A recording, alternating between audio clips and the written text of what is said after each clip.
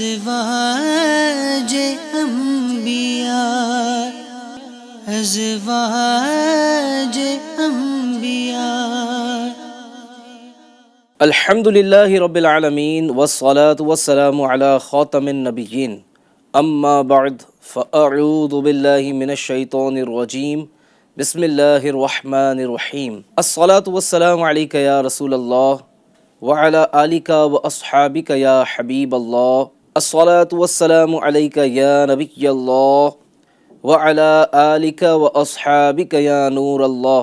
FGN channel کے ناظرین، programme ہے ازواج انبیاء کی حکایات۔ جی ہاں، بڑا ہی یونیک اور معلوماتی پروگرام ہے جس میں ہم انبیاء اکرام علیہ السلام سے متعلق بھی کچھ باتیں سنتے ہیں اور وہیں ان کی ازواج سے متعلق بھی معلومات حاصل کرتے ہیں کہ ان کا انداز زندگی کیا تھا، اور ان سے متعلق بہت ساری معلومات حاصل کرنے کی اور نصیحتیں حاصل کرنے کی کوشش کرتے ہیں۔ میری آپ سے گزارش ہے، آپ اس پروگرام کو مکمل دیکھیے۔ اللہ پاک نے چاہا تو معلومات کے ساتھ ساتھ انشاءاللہ الکریم نصیحت کے، اصلاح کے بہت سارے مدنی پھول حاصل کرنے کی سعادت بھی حاصل ہوگی۔ آج کے پروگرام میں ناظرین ہم جو سننے والے ہیں انشاءاللہ الکریم ازواج حضرت نوح علیہ السلام سے متعلق سنیں گے۔ نسبت کی برکت پانے کے لیے مسلمان ہونا شرط ہے، یہ سنیں گے۔ وہیں واحلہ کی ہلاکت کا واقعہ، طوفان نوح کا مختصر سا واقعہ، یوم عاشورہ کس دن کو کہتے ہیں، عاشورہ کے روزے کی فضیلت کیا ہے، واحلہ کی ایک بری عادت کیا تھی جس کی وجہ سے وہ تباہ ہوئی، برباد ہوئی۔ وہیں واحلہ کے بیٹے کنعان کا عبرتناک انجام بھی ہم سنیں گے۔ وہیں ناظرین اکرام، حضرت سیدنا نوح علیہ السلام کی مسلمان زوجہ اور ان کے 3 بیٹوں سے متعلق بھی انشاءاللہ آج کے پروگرام میں ہم سننے کی سعادت حاصل کریں گے، تو توجہ کے ساتھ سنیے گا۔ آئیے کچھ اچھی نیتیں کرتے ہیں۔ پیارے نبی محمد عربی صلی اللہ علیہ وسلم کا فرمان ہے، مسلمان کی نیت اس کے عمل سے بہتر ہے۔ ہم نیت کرتے ہیں کہ اللہ پاک کی رضا پانے، ثواب کمانے کے لیے اس ایپیسوڈ کو مکمل توجہ کے ساتھ دیکھیں گے اور جو کچھ سیکھیں گے اس پر عمل کی بھی کوشش کریں گے۔ پیارے پیارے نبی مکی مدنی صلی اللہ علیہ وسلم کا فرمان عالی شان ہے، جو شخص مجھ پر جمعہ کے دن 80 بار درود پاک پڑھے، اللہ تبارک و تعالی اس کے 80 سال کے گناہ معاف فرما دیتا ہے۔ صلو علی الحبیب صلی اللہ تعالی علی محمد صلی اللہ علیہ وآلہ وسلم۔ اللہ پاک ہمیں کثرت کے ساتھ درود پاک پڑھنے کی سعادت نصیب فرمائے۔ FGN چینل کے ناظرین، اللہ کے محبوب بندوں سے نسبت، کسی قسم کی رشتہ داری بڑے ہی شرف اور فضیلت کی بات ہوتی ہے، مگر یاد رہے کہ اس فضیلت کو پانے کے لیے اور آخرت میں اس کی برکتیں حاصل کرنے کے لیے مسلمان ہونا شرط ہے، یعنی جو مسلمان ہیں اسے یہ برکتیں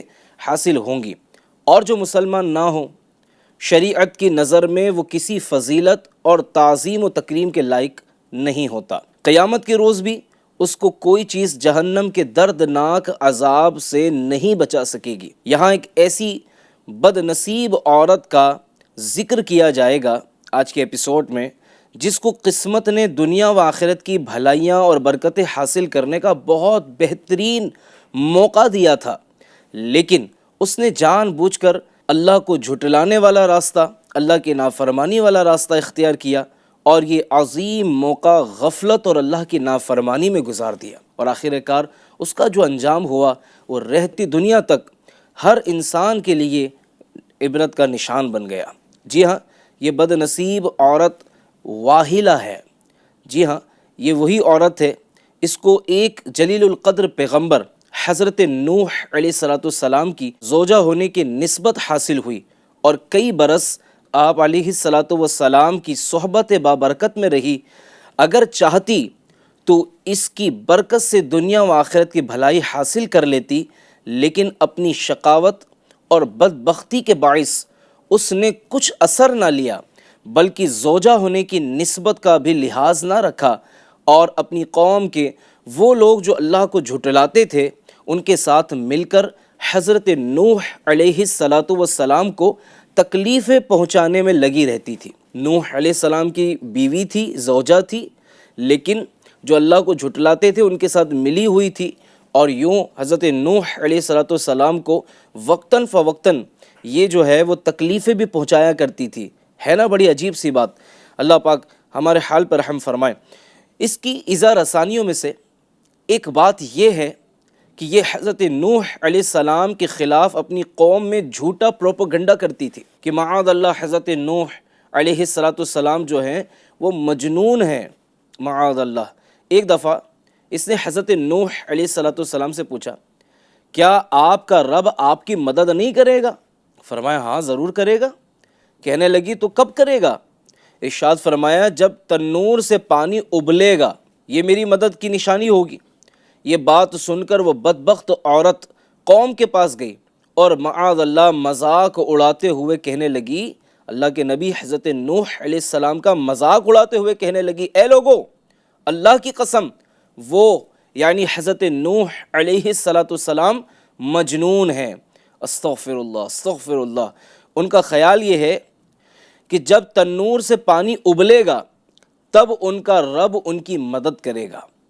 ایف جین چینل کے ناظرین، آپ نے سماعت کیا کہ واہلہ بد نصیب عورت حضرت سیدنا نوح علیہ السلام کو ایذا پہنچاتی اور ان کی شان میں توہین کیا کرتی تھی، گستاخی کیا کرتی تھی، بے ادبی کے الفاظ کہا کرتی تھی. اسے حضرت نوح علیہ السلام کی زوجہ ہونے کی نسبت حاصل تھی اور برسوں یہ آپ علیہ السلام کی صحبت بابرکت میں رہی، مگر اس کی بد نصیبی تو دیکھیے. کیسی عبرت کی بات ہے کہ ایمان نصیب نہیں ہوا ہے اور اللہ عز و جل کو جھٹلاتے ہوئے ہی وہ مر گئی اور ہمیشہ کے لیے جہنم کے دردناک عذاب کی حقدار بنی. غور تو کریں اس کی بربادی کا سبب کیا تھا، کیا ریزن تھا جس کی وجہ سے یہ برباد ہوئی. اس کی دنیا بھی تباہ ہو گئی، اس کی آخرت بھی برباد ہو گئی. اللہ کے نبی کی توہین. جی ہاں، اللہ کے نبی کی توہین کی، اس کی دنیا بھی برباد ہو گئی، اس کی آخرت بھی برباد ہو گئی. اللہ کے نبی کی بے ادبی، اللہ کے نبی سے بغض و عداوت، یہ بد نصیب عورت اپنی قوم میں جھوٹا پروپیگنڈا کرتی تھی کہ معاذ اللہ نوح علیہ السلام مجنون ہیں، جس کا انجام یہ ہوا کہ اس کا برا خاتمہ ہوا اور دنیا میں بھی بعد والی قوموں کے لیے عبرت بن کر رہ گئی. جی ہاں ناظرین، جب نوح علیہ السلام کی وہ قوم جو اللہ کو جھٹلاتی تھی، اللہ پر ایمان نہ لاتی تھی، ان کو ہلاک کرنے کے لیے عذاب الہی طوفان کی صورت میں آیا تو یہ بد نصیب عورت بھی عذاب میں گرفتار ہو کر ہلاک ہو گئی. ایف جین چینل کے ناظرین، اس طوفان کو جو حضرت نوح علیہ السلام کی قوم کو عذاب دینے کے لیے بھیجا گیا تھا، طوفان نوح کہا جاتا ہے اور یہ بڑا مشہور واقعہ ہے. آپ نے بھی شاید اس کو پہلے کبھی سنا ہوگا. یہ طوفان کیسے آیا اور کتنے بڑے پیمانے پر آیا یہ بھی آپ کو میں بیان کرتا ہوں. حضرت نوح علیہ السلام کو تبلیغ دین کرتے ہوئے جب 950 سال گزر چکے، 950 سال گزر چکے تبلیغ کرتے ہوئے، اللہ کی طرف بلاتے ہوئے، اور اس طویل عرصے میں بہت تھوڑے لوگوں نے آپ کی صدائے حق پر لبیک کہا. پھر ایک دن آپ علیہ السلام پر یہ وحی نازل ہوئی کہ اب تک جو لوگ ایمان لا چکے ہیں ان کے سوا اور دوسرے لوگ کبھی ہرگز ایمان نہیں لائیں گے. اس کے بعد آپ ان کے ایمان لانے کے حوالے سے نا امید ہو گئے اور آپ نے اس قوم کی ہلاکت کے لیے دعا بھی فرما دی. اللہ پاک نے آپ کو ایک کشتی تیار کرنے کا حکم دیا اور آپ کو بذریعہ وحی مطلع کیا گیا کہ آپ کی قوم طوفان میں غرق کر دی جائے گی، طوفان میں یہ ہلاک کر دی جائے گی. طوفان آنے کی نشانی یہ مقرر فرمائی گئی کہ حضرت نوح علیہ السلام کے گھر کے تنور سے پانی ابلے گا. ایک دن صبح کے وقت اس تنور سے پانی ابلنا شروع ہو گیا اور نوح علیہ السلام نے کشتی پر جانوروں اور انسانوں کو سوار کرنا شروع کر دیا. پھر زوردار بارش ہونے لگی اور پانی کے چشمے پھوٹ کر بہنے لگے. 40 دن اور رات، جی ہاں 40 دن اور رات مسلسل آسمان سے بارش برستی رہی اور زمین سے پانی ابلتا رہا. پانی پہاڑوں سے اونچا ہو گیا. جی ہاں پانی جو ہے وہ پہاڑوں سے اونچا ہو گیا، یہاں تک کہ ہر چیز اس میں ڈوب گئی اور ہوا اس شدت سے چل رہی تھی کہ اس کی وجہ سے پہاڑوں کی مانند اونچی اونچی لہریں جو ہیں وہ بلند ہو رہی تھی۔ پھر جب طوفان اپنی انتہا پر پہنچ گیا اور اللہ پاک نے نوح علیہ السلام کی قوم کو غرق کر دیا، تو اللہ پاک کی طرف سے زمین کو حکم فرمایا گیا کہ اے زمین اپنا پانی نگل جا، اور آسمان کو حکم فرمایا گیا کہ اے آسمان تھم جا، پھر پانی خشک کر دیا گیا، اور حضرت نوح علیہ السلام کی قوم کی ہلاکت کا کام پورا ہو گیا۔ حضرت نوح علیہ السلام کی کشتی زمین میں گھوم کر جودی پہاڑ پر ٹھہر گئی۔ یہ پہاڑ موصل یا شام کی حدود میں واقع ہے۔ حضرت نوح علیہ السلام کشتی میں 10 رجب المرجب کو بیٹھے اور 10ویں محرم کو کشتی جودی پہاڑ پر ٹھہری، تو آپ علیہ السلام نے اس کے شکرانے میں روزہ رکھا اور اپنے تمام ساتھیوں کو روزہ رکھنے کا حکم بھی ارشاد فرمایا۔ ناظرین اکرام، 10 محرم الحرام یہ یوم عاشوراء بھی ہوتا ہے۔ اس دن روزہ رکھنا سنت ہے۔ حضرت عبداللہ بن عباس رضی اللہ عنہما فرماتے ہیں رسول کریم صلی اللہ تعالی علیہ وآلہ وسلم نے عاشوراء کو خود روزہ رکھا اور اس کے رکھنے کا حکم بھی فرمایا، اور اس کی فضیلت کے بارے میں حضرت ابو قتادہ سے روایت ہے کہ حضور نبی محترم صلی اللہ علیہ وآلہ وسلم نے ارشاد فرمایا، مجھے اللہ پاک پر گمان ہے کہ عاشوراء کا روزہ 1 سال پہلے کے گناہ مٹا دیتا ہے۔ صلو علی الحبیب صلی اللہ تعالی علی محمد صلی اللہ علیہ وآلہ وسلم۔ ناظرین اکرام، حضرت نوح علیہ السلام کا جو واقعہ بھی ہم نے سماعت کیا، طوفان نوح سے متعلق ایک مختصر سا واقعہ، کہ جب حضرت نوح علیہ السلام کو تبلیغ کرتے ہوئے 950 سال کا عرصہ گزرا۔ یہاں میں آپ کو کچھ باتیں عرض کرنا چاہوں گا، اور اسپیشلی وہ عاشقان رسول کے لیے کچھ مدنی پھول عرض کروں گا جو کسی نہ کسی طرح دین کی خدمت میں مصروف ہیں، بیان کرتے ہیں، نیکی کی دعوت دیتے ہیں، کسی کو مسجد کی طرف بلاتے ہیں، کسی کو دین کی طرف بلاتے ہیں، اللہ کی طرف بلاتے ہیں، عبادت کی طرف بلاتے ہیں، گناہوں سے منع کرتے ہیں۔ ان کے لیے اس گفتگو میں بہت کچھ اللہ نے چاہا تو سیکھنے کے مدنی پھول ہوں گے۔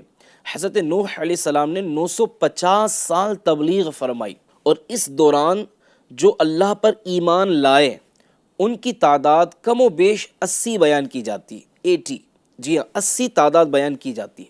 اب یہاں سوچنے سمجھنے کی بات یہ ہے کہ تبلیغ کا عرصہ 950 سال کا، اور اللہ کی طرف آنے والے دعوت حق قبول کرنے والوں کی تعداد کتنی؟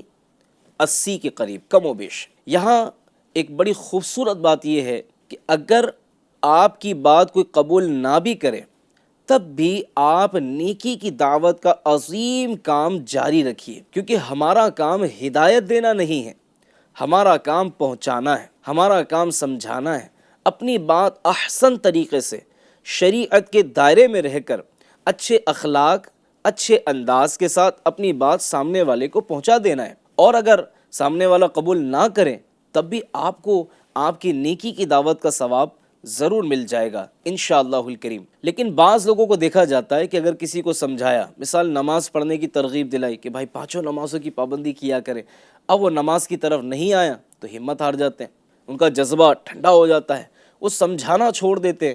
اگر ان کو سمجھایا جائے کہ بھائی کیا بات ہے، آپ کیوں نہیں سمجھا رہے، آپ نے یہ عظیم کام کیوں چھوڑ دیا، تو وہ کہتے ہیں کہ جناب بڑا سمجھایا میں نے لوگوں کو، کوئی ماننے کے لیے تیار ہی نہیں ہے، کوئی سنتا ہی نہیں ہے، ارے ڈھیٹ ہو گئے، ڈھیٹ، ان کے دل سخت ہو گئے، یہ کوئی سنتا ونتا نہیں ہے، کب سے سمجھا رہا ہوں نماز کی طرف آؤ، لیکن آنے کے لیے تیار ہی نہیں ہے۔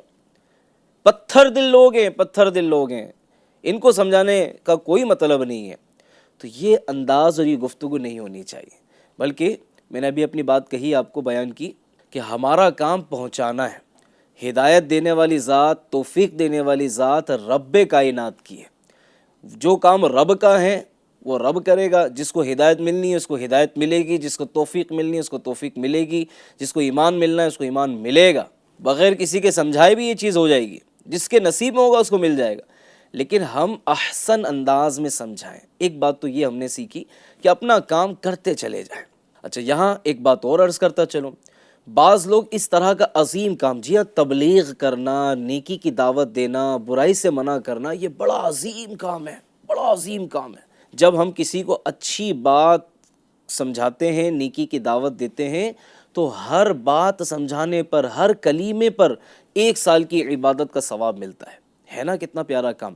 اگر آج مجھے سننے والے ناظرین اکرام یہ نیت کریں کہ ہم بھی انشاءاللہ دوسروں کو نماز کی دعوت دیں گے، گناہ سے بچنے کی دعوت دیں گے، اللہ عز و جل کی عبادت کی طرف آنے کی جو ہے وہ دعوت دیں گے، تو آپ کو انشاءاللہ جب آپ یہ کلمات کہیں گے، آپ کو انشاءاللہ سال بھر کی عبادت کا ثواب نصیب ہوگا۔ اور تیسری بڑی اہم بات کہ استقامت، کنسسٹنسی کے ساتھ کوششیں کرنا، مسلسل کوشش کرنا۔ آپ دیکھیں 950 سال کسے کہتے ہیں؟ تو 950 سال مسلسل کوشش کی نا نوح علیہ السلام نے۔ کیا آپ کی دعوت میں کمی تھی؟ کیا آپ کے سمجھانے میں کمی تھی؟ استغفر اللہ، ایسا نہیں ہے، بلکہ جن کو اللہ نے توفیق دی وہ آپ کے دامن کرم میں آ گئے، جن کے نصیب میں دین نہیں تھا وہ محروم رہے۔ تو بہرحال یہاں میں مبلغین کے لیے بھی ایک مدنی پھول عرض کروں گا کہ دعوت اسلامی انڈیا کے تحت الحمدللہ درس مسجد میں، بیان ایریے میں درس ہوتا ہے، گھروں میں درس ہوتے ہیں، مسجد میں بیان ہوتے ہیں، قافلے ہوتے ہیں، کورس ہوتے ہیں، اطراف میں نیکی کی دعوت ہے، ہفتہ وار اجتماع ہے، پھر جناب نیک اعمال کا رسالہ، اتنے سارے کام ہو رہے۔ اگر ہم بھی کنسسٹنسی کے ساتھ لگے رہے، کوشش کرتے رہے، تو ایک نہ ایک دن ضرور نتیجہ سامنے آئے گا۔ اللہ پاک ہمیں بھی توفیق عطا کرے۔ اور وہیں بڑی خوبصورت بات کہ جب آزمائش سے باہر نکلے، یعنی آپ کی کشتی جودی پہاڑ سے جا کر لگی، تو آپ نے شکرانے کے طور پہ روزہ رکھا۔ یہاں ایک بڑی پیاری بات ہمیں سیکھنے کو ملتی ہے کہ جب بھی کوئی آزمائش آ جائے، کوئی پریشانی آ جائے اور اللہ کی رحمت سے وہ دور ہو جائے یا کوئی خاص کرم ہو جائے، تو اس کے شکرانے میں روزہ رکھ لینا چاہیے، کوئی نیکی کر لینی چاہیے، سجدہ کر لینا چاہیے۔ اللہ تبارک و تعالیٰ آپ کی خوشیاں دراز کرے گا۔ ایفچن چلیں گے ناظرین، حضرت نوح علیہ السلام کی توہین، تکذیب اور آپ علیہ السلام کو ایذا پہنچانے کی وجہ سے یہ بد نصیب عورت واہلہ ہلاک ہوئی۔ یہ عبرت کی جا ہیں، تماشا نہیں ہے۔ ہم سب کو اس سے عبرت حاصل کرنی چاہیے۔ افسوس آج کل زبان کی بے احتیاطیاں شمار سے باہر ہے، حتیٰ کہ بعض نادان مذہبی معاملات اور اہم دینی عقائد میں بھی احتیاط نہیں کرتے اور جو جی چاہتا ہے بولتے چلے جاتے ہیں۔ یاد رکھیے جن چینل کے ناظرین، انبیاء اکرام علیہ السلام بہت عرفہ و اعلیٰ شان والے ہیں۔ ان میں سے کسی کی ادنا توہین بھی جس سے آدمی دائرہ اسلام سے خارج ہو جاتا ہے اور ہمیشہ ہمیشہ کے لیے جہنم کے عذاب کا حقدار بن جاتا ہے۔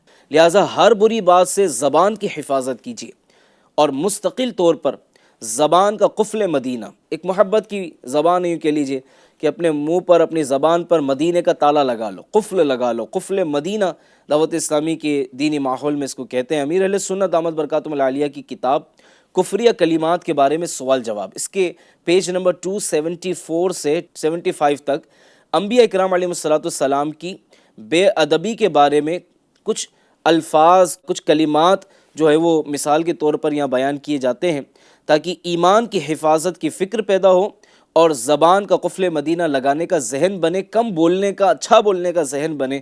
یاد رکھیے حرام الفاظ اور کفریہ کلمات سے متعلق علم سیکھنا یہ فرض ہے تاکہ ہم اپنے ایمان کی حفاظت کر سکیں۔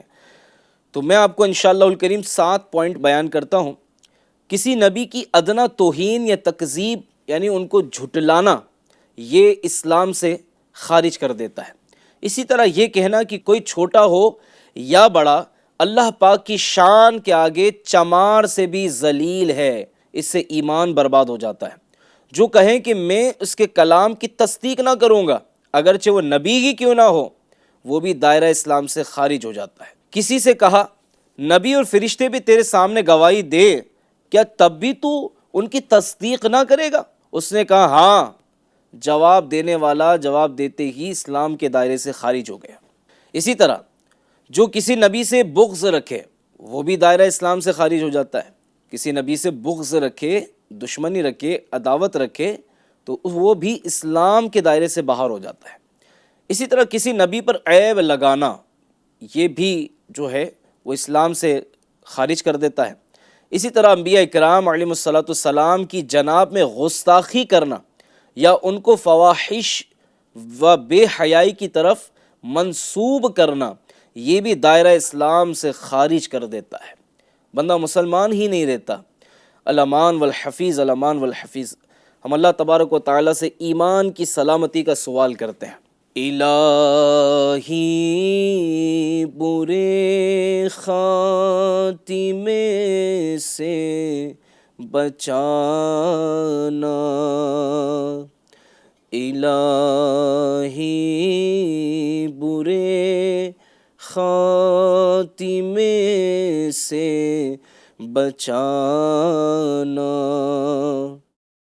پڑھوں کلمہ جب نکلے دم یا الہی، آمین۔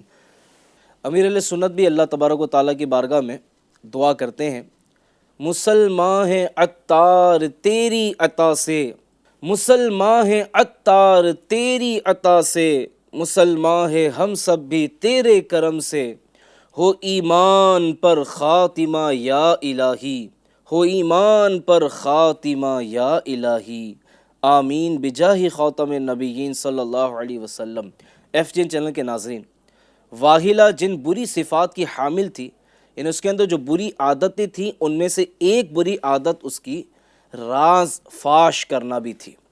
جی ہاں، یہ بد نصیب عورت جو ہے حضرت نوح علیہ السلام کے رازوں کے بارے میں جا کر اپنی قوم کے لوگوں کو بتا دیا کرتی تھی، یہاں تک کہ حضرت نوح علیہ السلام کے دامن کرم سے کوئی وابستہ ہوتا، اللہ کی طرف آ جاتا، تو اس کے بارے میں جا کر اپنی قوم کے ظالم اور جابر لوگوں کو اطلاع دے دیا کرتی تھی۔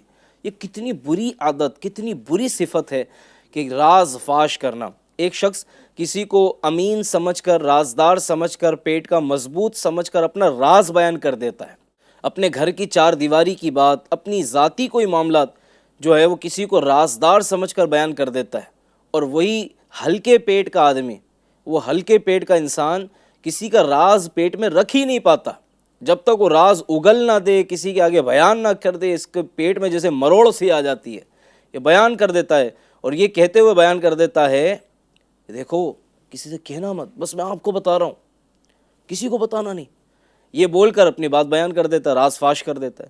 اچھا وہ بھی ہلکے پیٹ کا آدمی ہے، وہ دوسرے کے پاس جا کر کہتا ہے، دیکھو ایک راز کی بات پتہ لگی ہے، کسی کو بتاؤ گے تو نہیں نا؟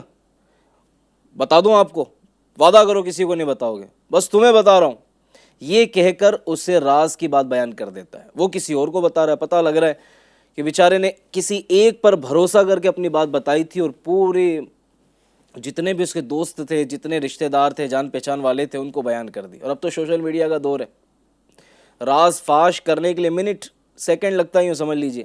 اللہ پاک ہمیں توفیق عطا کرے۔ میرے امیر اہل سنت، میرے پیر و مرشد بڑی پیاری بات بیان کرتے ہیں، آپ فرماتے ہیں اپنے پیٹ کو قبر بناؤ، گٹر نہیں۔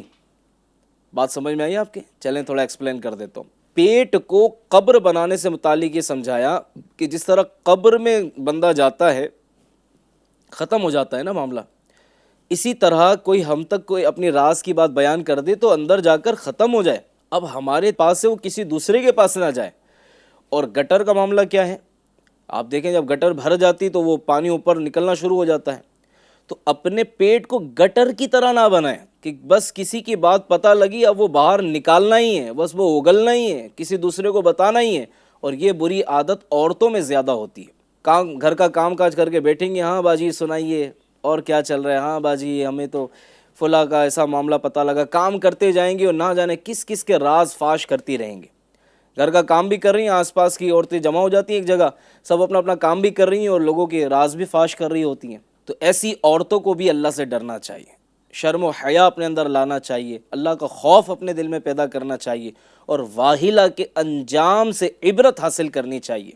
یہ اللہ کے نبی نوح علیہ السلام کی زوجہ تھی، بیوی تھی، لیکن اس کا دل گندا تھا، اس کے معاملات جو تھے، یعنی راز فاش کرنا، بے ادبی کرنا، گستاخیاں کرنا، یہ اس کے معاملات تھے۔ ناظرین کرام، راز فاش کرنا یہ گناہ، حرام اور جہنم میں لے جانے والا کام ہے۔ راز فاش کرنے میں صاحب راز یعنی جس کا راز ہے اس کو ایذا تکلیف پہنچانا بھی ہے۔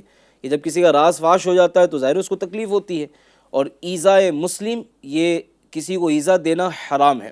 پیارے نبی مکی مدنی صلی اللہ علیہ وآلہ وسلم نے فرمایا، دو شخصوں کا باہم بیٹھنا امانت ہے، ان میں سے کسی کے لیے حلال نہیں کہ اپنے ساتھی کی ایسی بات لوگوں کے سامنے ظاہر کرے جس کا ظاہر ہونا اسے پسند نہ ہو۔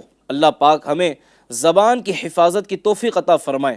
ایک کاش ہمیں زبان کا قفل مدینہ نصیب ہو جائے کہ ہم کم بولیں اور اچھا بولیں، جو ہے رب کی نافرمانی والی گفتگو سے اپنے آپ کو بچانے میں کامیاب ہو جائیں۔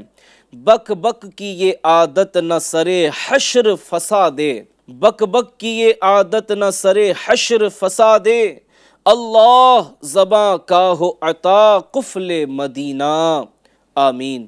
ایف جین چینل کے ناظرین، حضرت نوح علیہ السلام کا بیٹا کنعان واہلہ کے بطن سے تھا، یعنی کہ واہلہ کا بیٹا یہ کنعان تھا، اور یہ بھی منافق تھا۔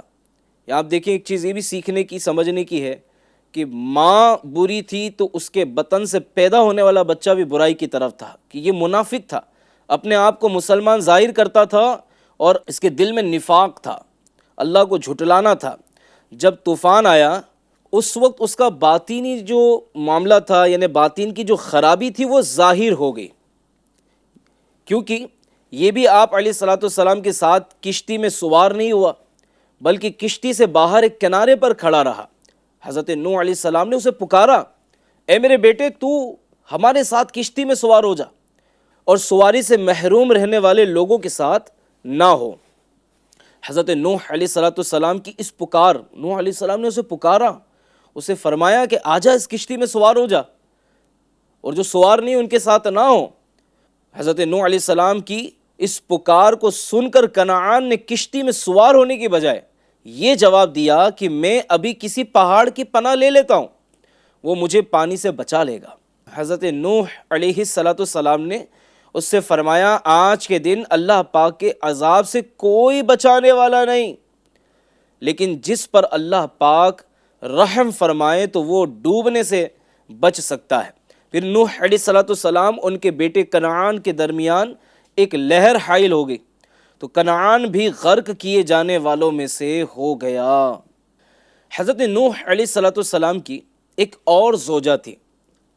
ہم نے پہلے ایپیسوڈ میں سنا تھا کہ حضرت نوح علیہ السلام کی دو زوجہ تھی، ایک وہ جو آپ پر ایمان لائی اور ایک وہ جو آپ پر ایمان نہ لائی۔ تو حضرت نوح علیہ السلام کی ایک زوجہ تھی جو آپ پر ایمان لے آئی تھی، طوفان میں یہ بھی آپ علیہ السلام کے ساتھ تھیں، کشتی میں سوار تھی۔ اللہ تبارک و تعالیٰ نے قرآن مجید فرقان حمید میں ارشاد فرمایا، حَتَّى إِذَا جَاءَ أَمْرُنَا وَفَارَتِ النُّورُ قُلْ نَحْمِلُ فِيهَا مِن كُلٍّ زَوْجَيْنِ اثْنَيْنِ وَأَهْلَكَ إِلَّا مَن سَبَقَ عَلَيْهِ الْقَوْلُ وَمَنْ آمَنَ۔ ترجمہ کنز ایمان، یہاں تک کہ جب ہمارا حکم آیا اور تنور ابلا، ہم نے فرمایا کشتی میں سوار کر لے ہر جنس میں سے ایک جوڑا نر مادہ، اور جن پر بات چڑھ چکی ہے ان کے سوا اپنے گھر والوں اور باقی مسلمانوں کو۔ ناظرین اکرام، اس کے تحت جلالین وغیرہ کتب تفسیر میں لکھا ہے کہ یہاں اہلک اپنے گھر والوں سے مراد حضرت سیدنا نوح علیہ السلام کی مسلمان زوجہ اور اولاد ہے۔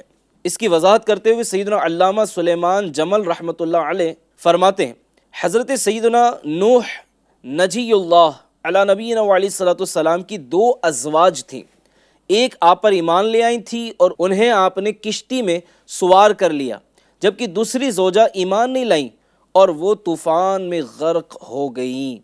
سمت النجوم میں آپ علیہ السلام کی اس مومنہ زوجہ جو آپ پر ایمان لے آئی تھی ان کا نام لکھا ہے عمود، آپ کا نام عمود بیان کیا جاتا ہے۔